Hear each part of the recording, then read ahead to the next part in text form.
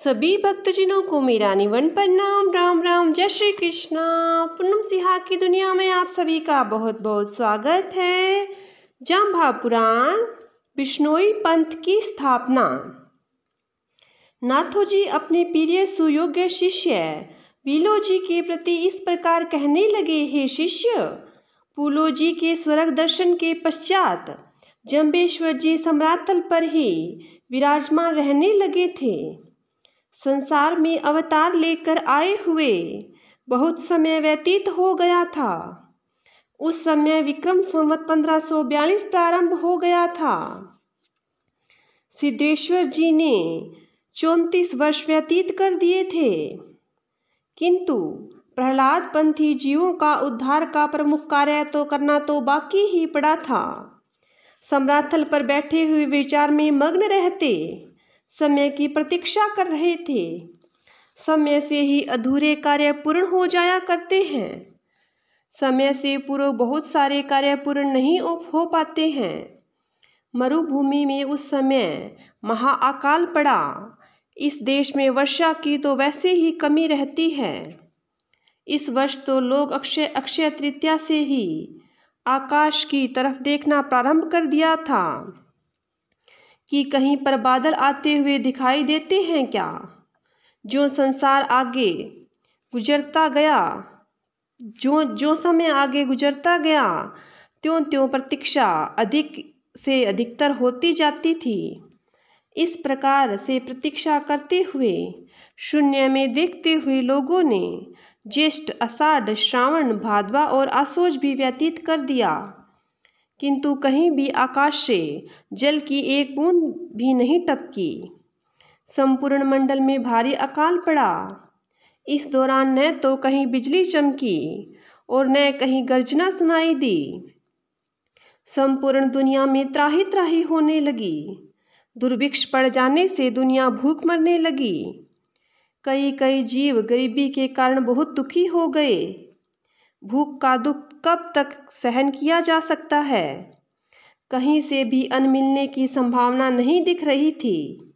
जब तक अन्न कोठे में था तब तक तो जैसे तैसे समय को व्यतीत किया जा सकता था, लेकिन अन्न का जो ही अभाव आ जाता है, कोठे खाली दिखते हैं, तो यह पेट भी दुगना भूखा हो जाता है।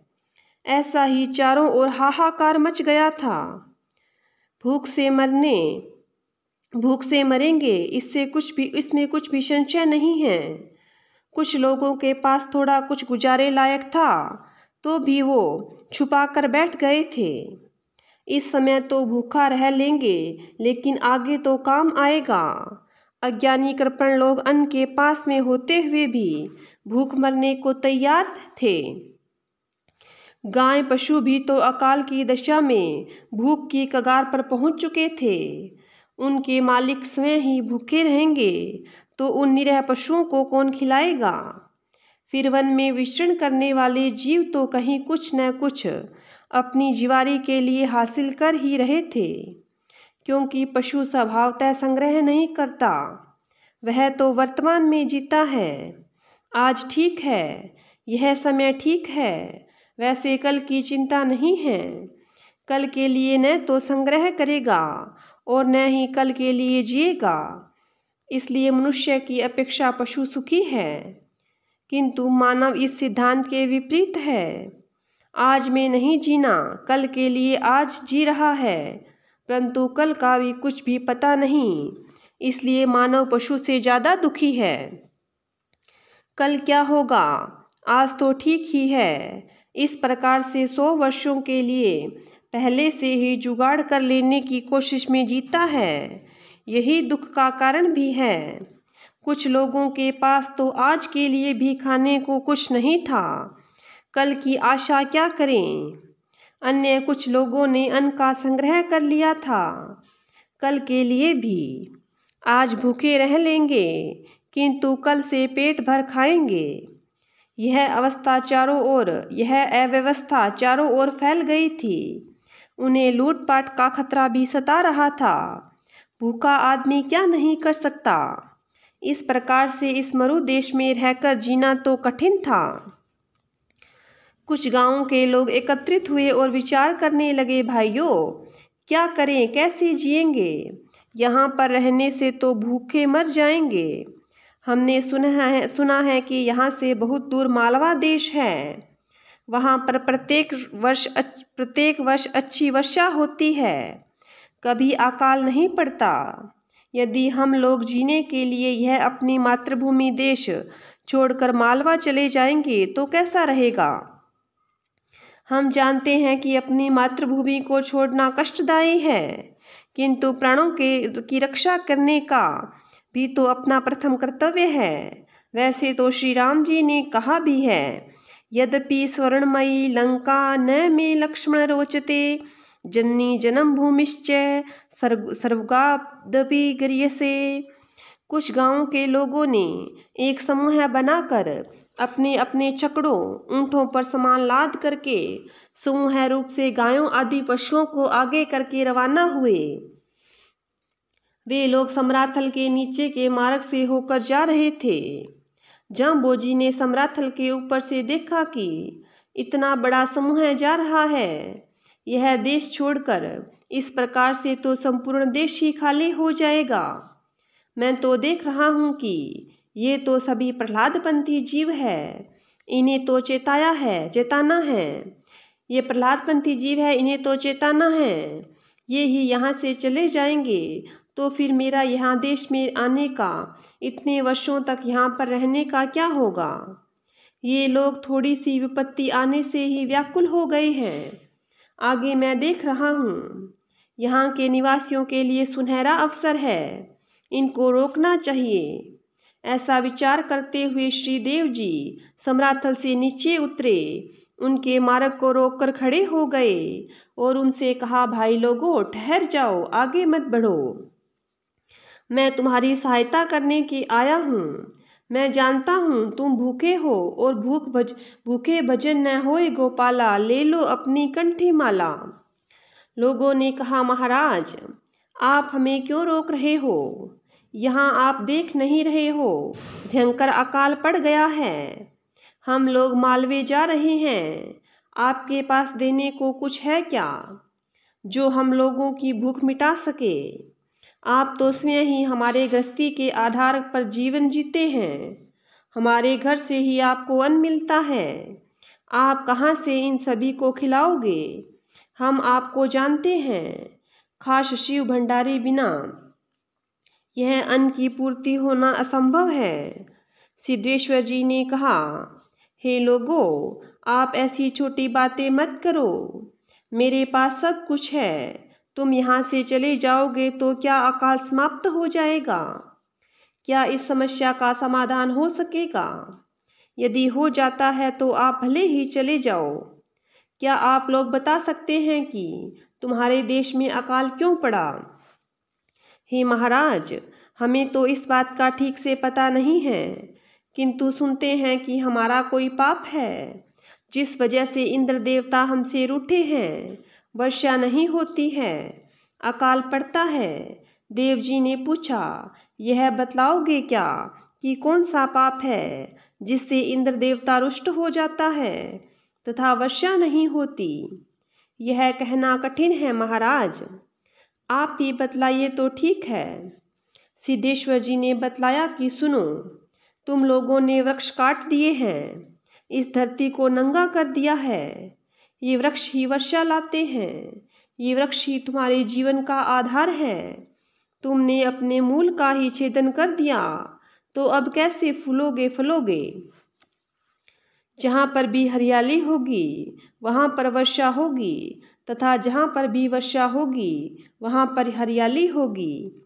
ये एक दूसरे के पूरक हैं, किंतु मानव ने इस प्रकृति और विकृति पैदा कर दी है, जो ठीक प्रकार से एक दूसरे के सहयोगी बन करके खुशहाली लाते थे, वे अब विकृत हो गए हैं, एक दूसरे से रूठ गए हैं।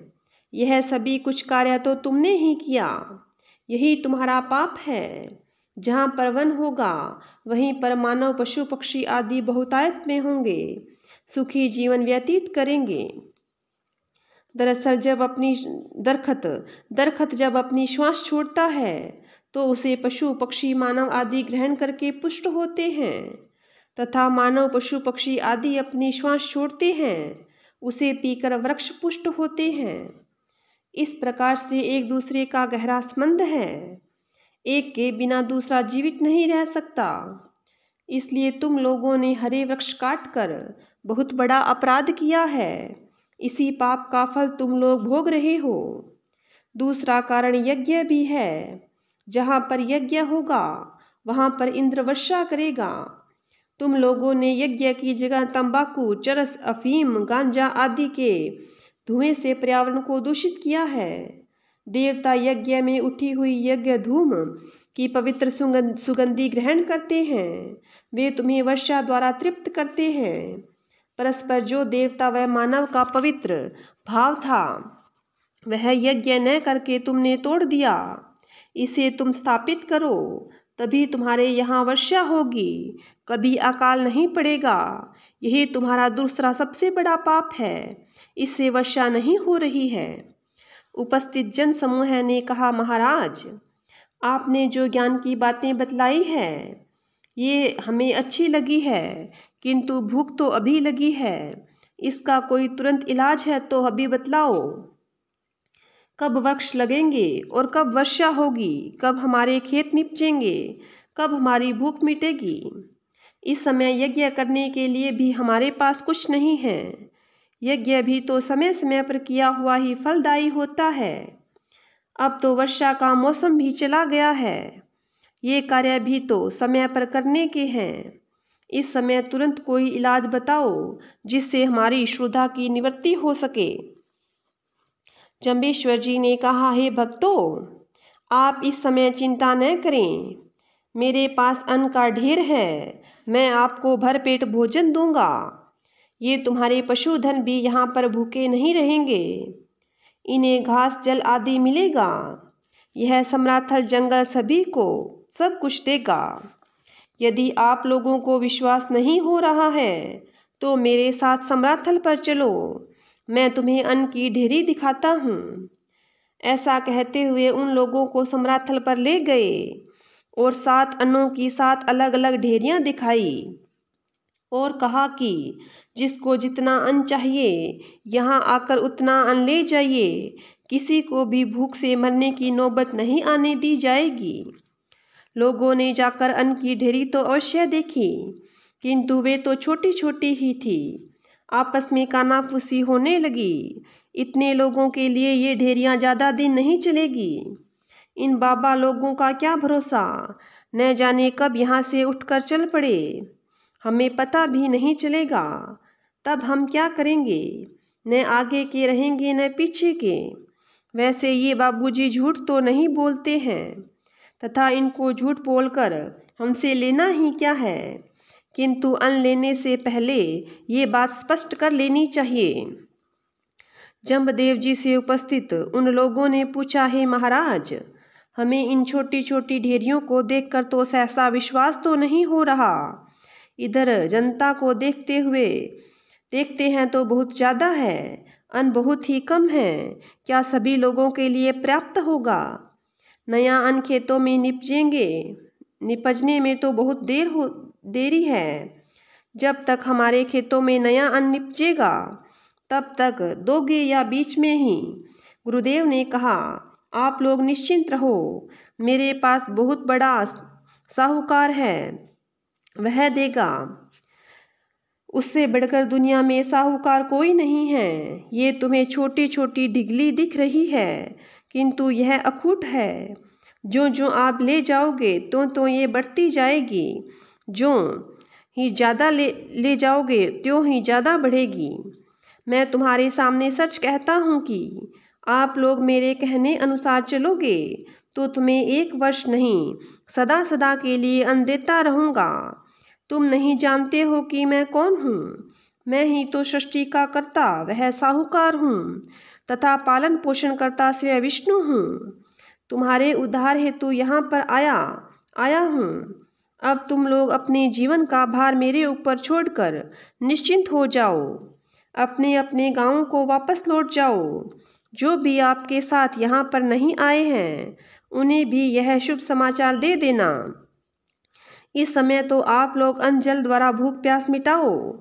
जब तुम लोग तृप्त हो जाओगे तो मैं तुम्हें कुछ अन्य ज्ञान ध्यान की बातें बताऊंगा।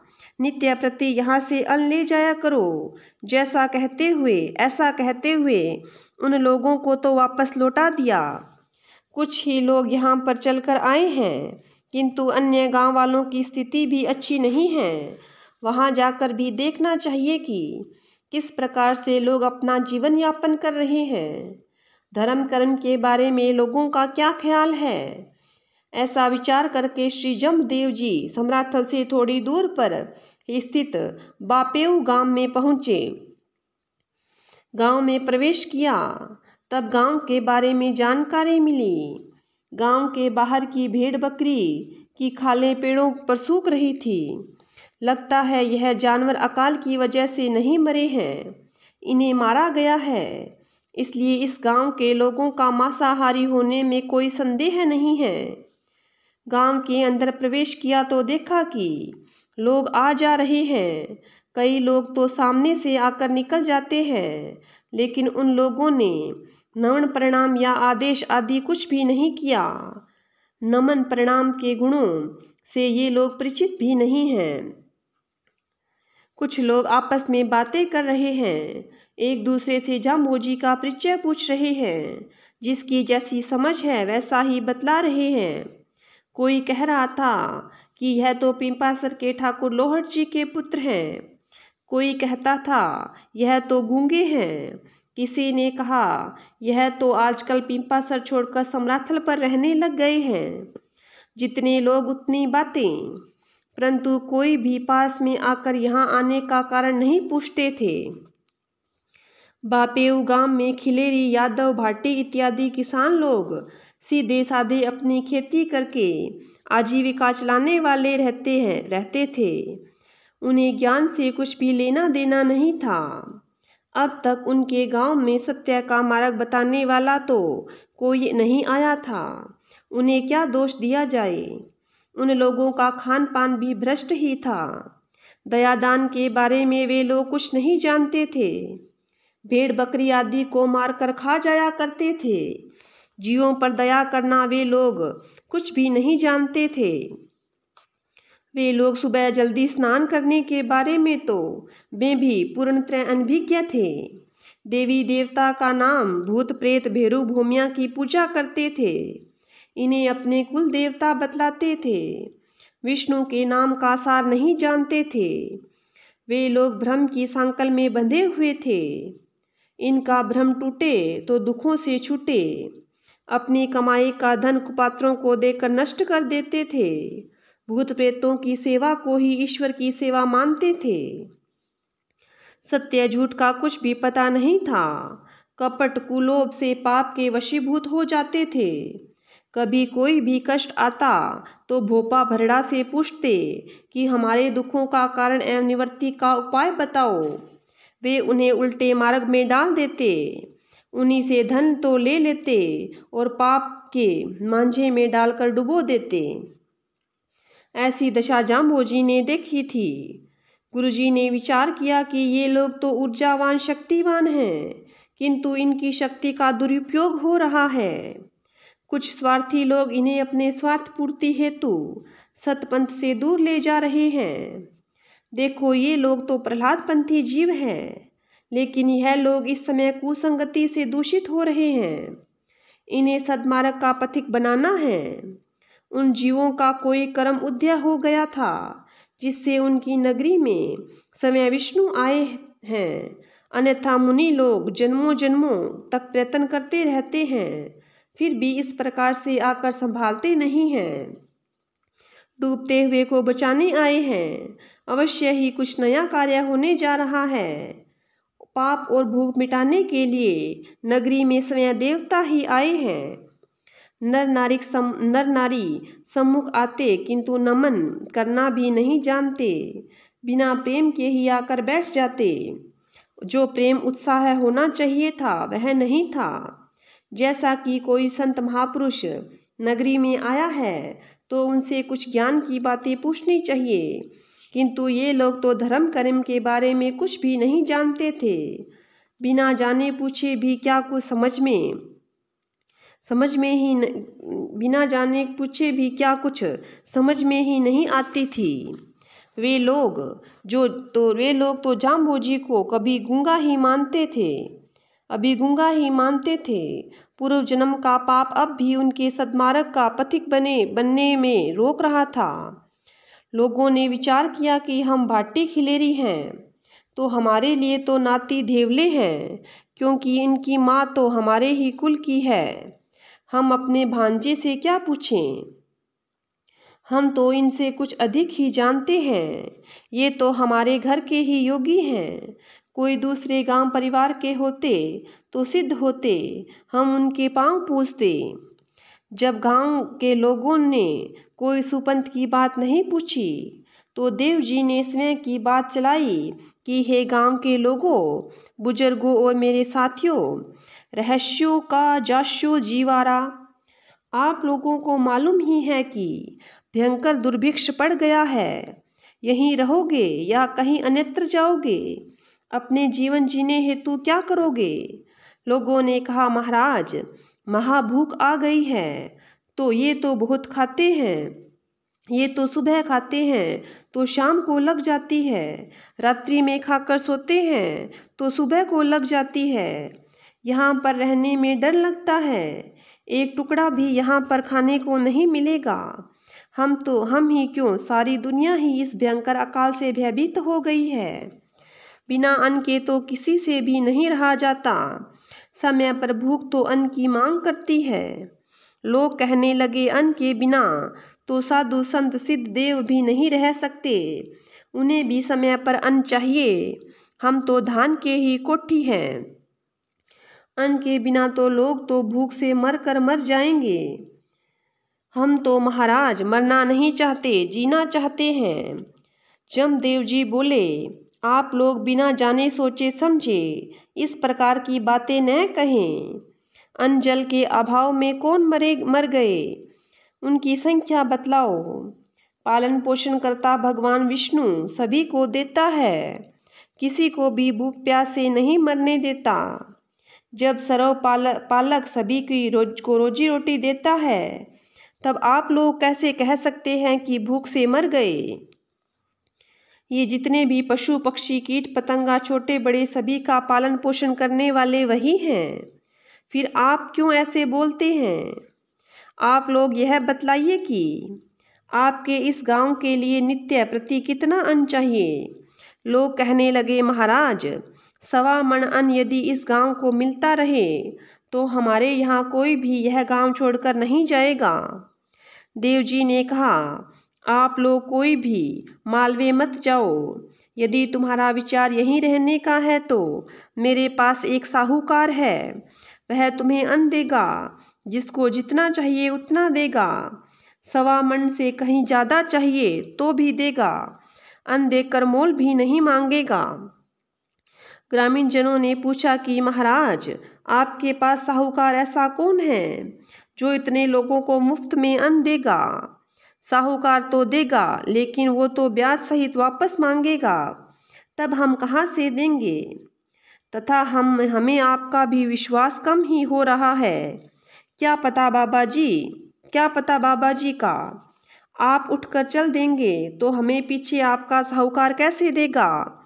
हम तो कहीं मंझधार में डूब जाएंगे, न तो इधर के रहेंगे न उधर के रहेंगे, त्रिशंकु की भांति बीच में ही लटक जाएंगे।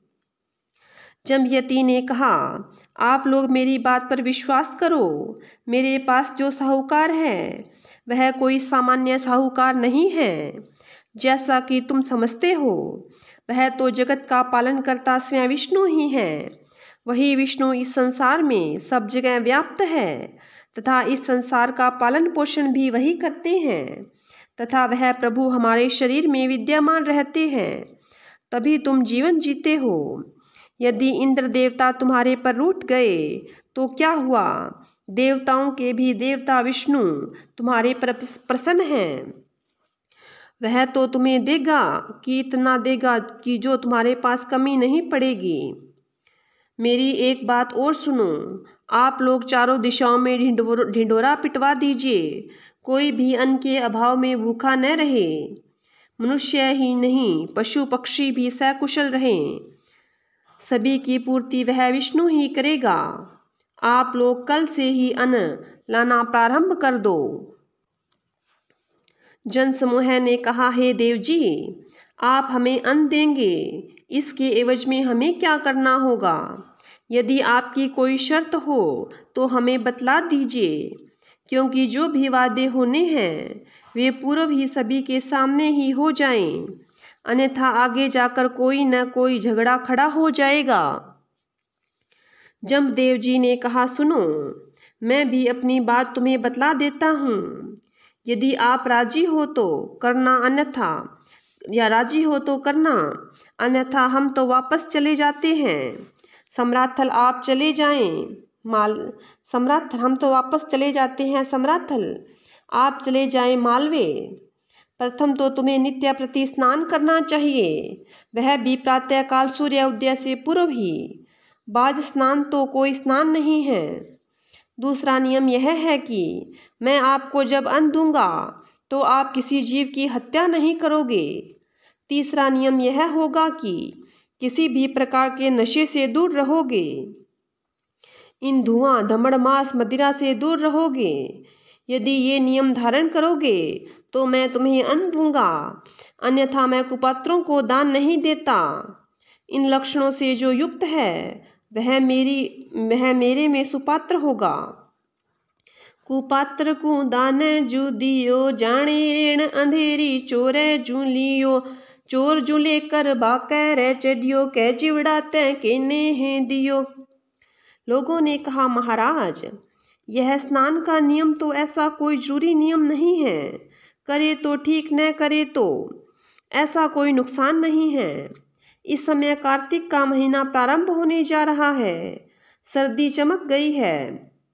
पूरे 4-5 महीने भयंकर सर्दी पड़ेगी। सर्दी में स्नान करना कठिन होगा। हम तो मर ही जाएंगे। हमने कभी स्नान किया भी नहीं, अब कैसे हो सकेगा? यदि हम ठंडे जल से स्नान करते हुए ठंडे में हो गए तो फिर तुम्हारा अन्न कौन खाएगा? हे दीनानाथ, हमने तो सुना है और देखा है कि हमारी तो यह परंपरा रही है कि स्नान तो 3 ही प्रमुख है। पहला स्नान जब बालक का जन्म लेता है तब कराया जाता है, तो दाई करवा देती है। दूसरा स्नान विवाह पर होता है, उस समय नाई करवा देता है। तीसरा अंतिम स्नान होता है, वह भाई करवा देता है। इसके अतिरिक्त न तो कोई हमने देखा है, न हमने कोई सुना है, और न ही कोई परंपरा आवश्यक है। हे देव जी, आप यह कहते हैं कि धुआं धकड़ छोड़ें और यज्ञ करें, क्या फर्क पड़ता है? धुआं तो धुआं ही होता है, चाहे वह यज्ञ का हो या तंबाकू का हो। जीवों की हत्या करना तो क्षत्रियों का काम है, इसे कैसे परित्याग करें? जंबेश्वर जी ने कहा, पहले आप लोग सम्राथल से अन्न लाकर भोजन करें, बाद में मैं आप लोगों को अमृत पहाल पिलाऊंगा, जिससे आप लोगों का अंतःकरण शुद्ध होगा। तभी तुम्हारे अंदर शुद्ध भाव जन्म लेगा। तुम्हें इस दुर्व्यसनों से घृणा होगी, तभी स्वतः ही दुर्गुण छूटेंगे, उनकी जगह सद्गुण का वास होगा। इसलिए आप लोग कार्तिक लगते ही अष्टमी के दिन आ जाना, वहाँ पर तुम्हें अच्छी अच्छी बातें बतलाऊंगा। पवित्र पहाल देकर बिश्नोई पंथ की स्थापना करूंगा। आप लोग इस बात की सूचना सभी गांवों में पहुंचा दें। अभी तो मैं चलता हूँ, आप लोगों में से कोई एक आदमी मेरे साथ अन्न लेने के लिए चलें। अन्न लाकर सभी लोगों को अन्न जिमाएं। आप लोग मेरी बात पर विश्वास करोगे तो मैं तुम लोगों को देवता बना दूंगा, सभी प्रकार के दुखों से सदा सदा के लिए छुटकारा दिला दूंगा। ऐसा कहते हुए सिद्धेश्वर सम्राथल पर विराजमान हुए। सम्राथल पर कुछ लोग तो अपने स्वार्थ हेतु, कुछ लोग परमार्थ हेतु आना जाना प्रारंभ हो गया था। समराथल पर तो कार्तिक बदी अष्टमी के दिन सवा पहर दिन चढ़े पंथ की स्थापना का सुयोग था। इसलिए सैकड़ों लोगों को जहाँ तहाँ गांव नगरों में भेजें। उन लोगों को यह कहकर भेजा कि समराथल पर स्वयं जम्बेश्वर जी बिश्नोई पंथ की स्थापना कर रहे हैं। आप लोग अष्टमी के दिन अवश्य आएं। जैसे आपको सुविधा हो वैसे आप पहुँचें। वहाँ पर अन्न धन लक्ष्मी तथा रूप गुण और मुक्ति प्राप्त होगी। जिसको जो चाहिए वह मिलेगा। वहाँ पर इन वस्तुओं का भंडार भरा हुआ है। जो भी वस्तु आप लोग चाहोगे वह जमद्वार पर हाजिर होकर प्राप्त होगी। अन्न धन ज्ञान भक्ति अरु मोखा मोपे राजे पांचू चोखा। इन चीजों का भरिया भंडारा चाहो सो पाओ जम्ब द्वारा।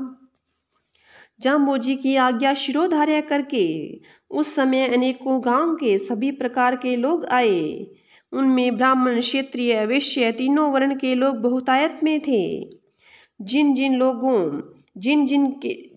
गांवों के लोगों पर वहां पर आए थे और बिश्नोई पंथ का अनुगमन किया था, उनके गोत्र तो वही रह गई और उन्होंने केवल पंथ धर्म स्वीकार किया था। उनकी गोत्र तो वही रही लेकिन उन्होंने पंथ धर्म स्वीकार किया था।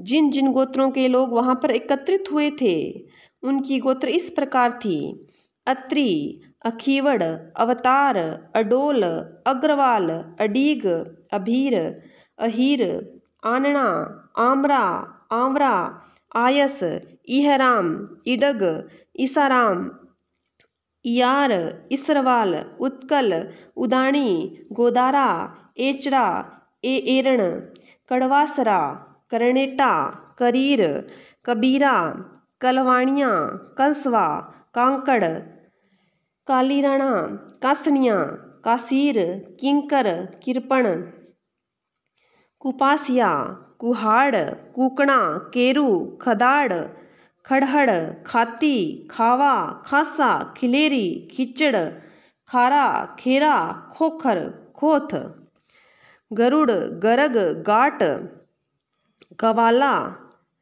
गावाल, गीला, गुजेला, गुरेसर, गुरु, गोड़, गोदारा, खिरिंगिया, सोनगरा, धोलिया, बनड़, उदाणी, गोभिल, गोयत, गोयल, गोरा, चंदेल, चांगड़, सुथार, चाहर, चोटिया, चौहान, जंवर, जटराणा, जानी, जांगू, जाखड़, जुदा, जागी, जीवावल, जियांग, झांस, झांझणा, झासला, झूरिया, जोदकण, जोरड़, टांटी, टाडा, टुहिया, टोक्सिया, डांगर, डगरा, डूडी, डेलू, ढांडनिया, ढडरसवाल, ढाका, ढूकिया, तंवर, तगा, तरड़, तायल, तांडी, तांडा, ताला, तुंदल, तेतरवाल, तोला, थलवट, थालोड़, थोरी, दैया, दड़क,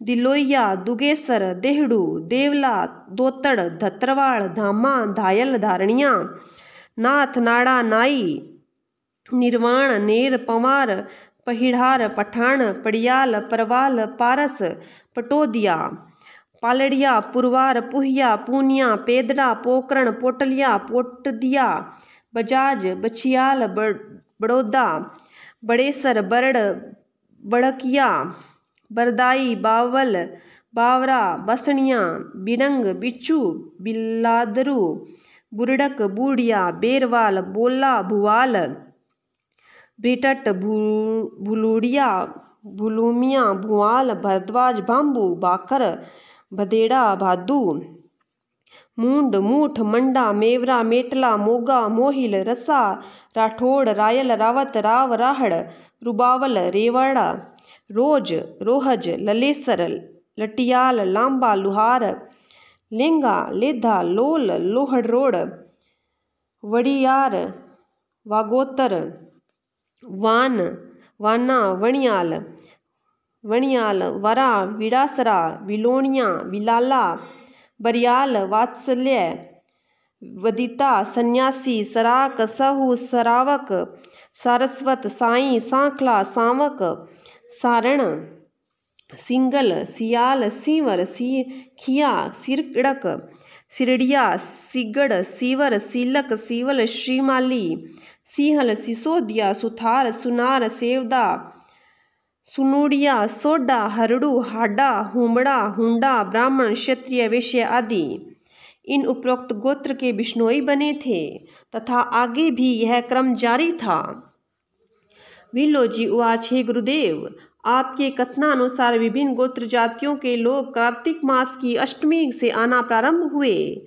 इतने लोगों के लिए भोजन जल आदि का प्रबंध भी तो श्री सिद्धेश्वर जी ने ऋण चरित्र से किया होगा, ऐसा ही समझता हूँ। आगे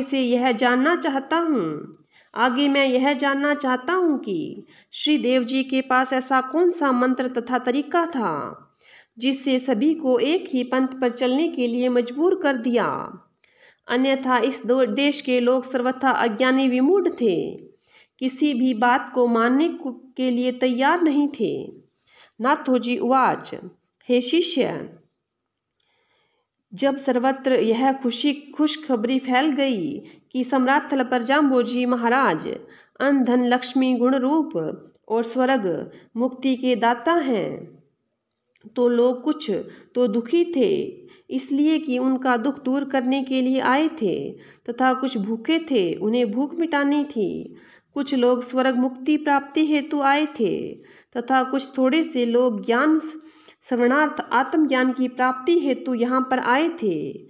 निष्प्रयोजन तो कोई यहाँ पर क्यों आता।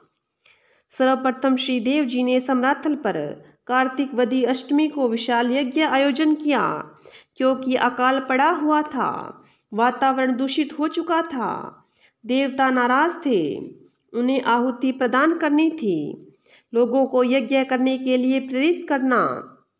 यज्ञ के पास एक मिट्टी का कलश रखा गया, उसमें शुद्ध जल भर कर रखा गया था, उसके नीचे बाजरा भर कर रखा गया था, जो सभी के जिये साध्य पदार्थ था। यह कलश पूर्वोत्तर कोण में रखा गया था, क्योंकि उस जल में वरुण देवता का आह्वान किया गया था। ओम जदुवास रूपम इत्यादि गोत्राचार द्वारा अग्नि प्रज्वलित करके विभिन्न देवताओं को मंत्र द्वारा अग्नि में स्वाहा करते हुए आहुति प्रदान की थी। यज्ञ का कार्य संपन्न हो जाने पर श्री देव जी ने वहां उपस्थित जन समूह में से अपने ही शरीर संबंधी चाचा पूलो जी को पास बुलाया था, क्योंकि चाचा पूलो जी कुछ दिन पूर्व स्वर्ग देख चुके थे। उस समय भी धन संपत्ति का दान करके संसार के मोह से निवृत्त हो चुके थे। वानप्रस्थ बनकर वे अपने जीवन को साधना में ही व्यतीत कर रहे थे। उनसे बढ़कर वहाँ इस समय और कोई पवित्र आदमी नहीं था। पूलो जी ज्ञान वृद्ध, व्योवृद्ध और सदाचारी साधक थे। उनका हाथ अपने हाथ में लेकर कलश पर रखा, हाथ में बाजरी और उस युग का प्रतीक मुद्रा तांबे का टका और ईश्वर स्मरणी माला को रखा। ये तीनों ब्रह्मा विष्णु महेश के प्रतीक हैं। श्री जम्बेश्वर जी ने सभी के लिए सभा से अनुमति लेकर कलश पूजा मंत्र का उच्चारण किया। बोलिए गुरु जम्बेश्वर भगवान की जय हो, बोलिए विष्णु भगवान की जय हो।